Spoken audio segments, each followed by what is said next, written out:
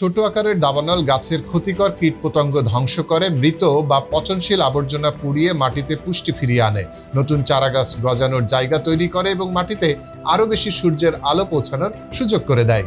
অন্যদিকে অগ্নিকাণ্ডপ্রবণ বন জঙ্গল আবার কিছু উদ্ভিদ আগুনের সাথে খাপ খাইয়ে নিয়েছে, যেমন অস্ট্রেলিয়ার বটল ব্রাশ গাছটিতে উৎপন্ন হয় শক্ত ধাঁচের ফল, যাতে আগুন সেগুলো নষ্ট করতে না পারে।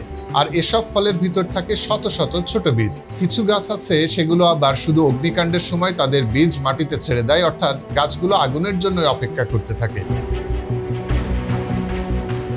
মাঝে মধ্যে আবার ইচ্ছা করে বনাঞ্চলে আগুন লাগানো হয়। অদ্ভুত শোনালেও তা কিন্তু পরিবেশের জন্যই ভালো।